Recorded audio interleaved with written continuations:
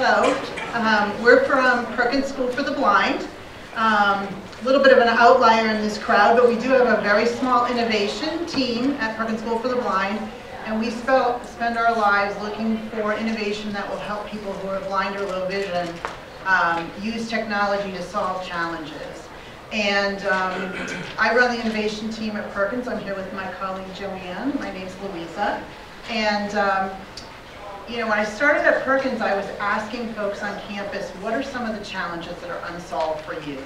And we discovered a challenge for something that might seem pretty simple to those of us that are sighted. And we wanted to make public transportation more accessible.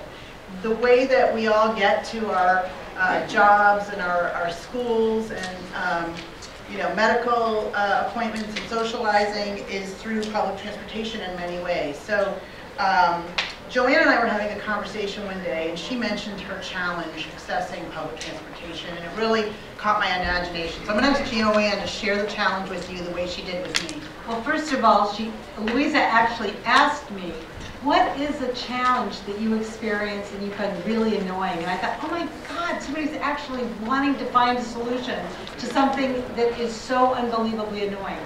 Namely, I always miss the bus.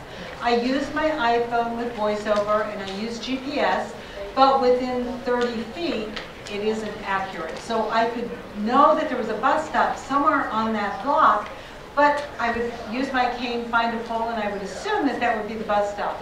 I would wait, and in 20-degree weather, the bus would go right past me because I wasn't at the bus stop.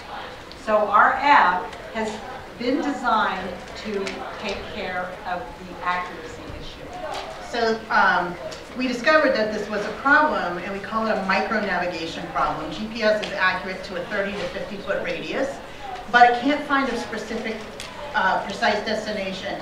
And for those of us that are sighted, it's not that big of a problem. We scan the room and we can find where we're going. But like Joanne said, it leaves them with a 30 foot of frustration, that last 30 foot to find the front door to a building, to find the specific bus stop. So we took an approach that involved crowdsourcing to solve this problem. We created an app with our development and design partner, Raise Labs, who's in Boston, and they're just amazingly creative. And we decided to identify, through crowdsourced contributions, 5 landmarks within 30 feet of every single bus stop on the MBTA system. There's 78 bus stops. We're 4,100 stops in. We are on our way to solving this problem for the MBTA and then going to other cities with the same solution. So we use seed funding from Google to actually create BlindWays. It's available on the App Store today. It's free. And you can download it and enter in a clue as you walk by a bus stop, as you're standing at your bus stop, as you're walking your dog. It's a couple taps on your iPhone.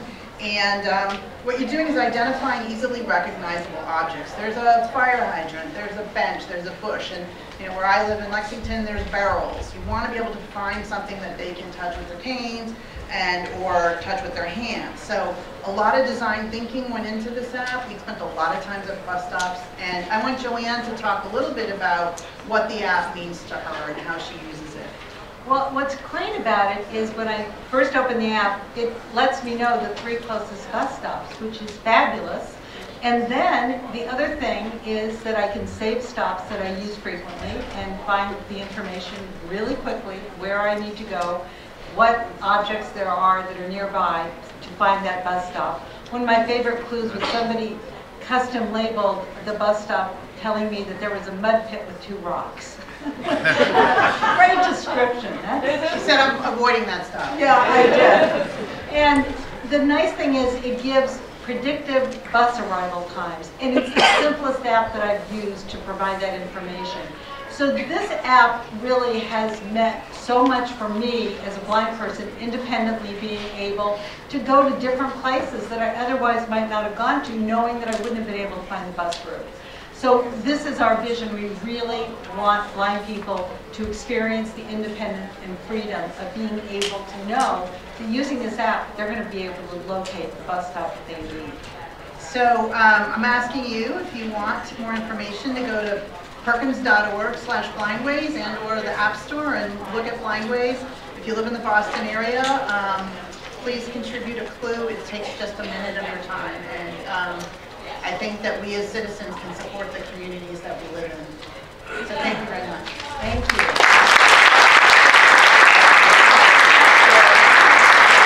Any questions? Yes, sir. I think it's a great idea. I'm a blind person. My iPhone has VoiceOver. It's built into every iDevice. So it actually is a screen reader on my iPhone that reads aloud to me all the information. It's text to speech. So, well, can you hear it? But And she can listen to it so fast she won't even understand what it's saying. So for us mere mortals, we try to slow that down and listen to what they're saying. Yes? You mentioned bus stops, but also for subway stops, so like getting to the subway. So that would be a great extension of the app. We're starting with bus stops because that's as far as our funding took us. But we're looking for foundations and grants, smart cities, transportation innovation, technology funds to continue to expand the app. And take it to San Francisco and other cities. And I think you guys are really going to enjoy using the app if you download it. So please visit our website. Thank you.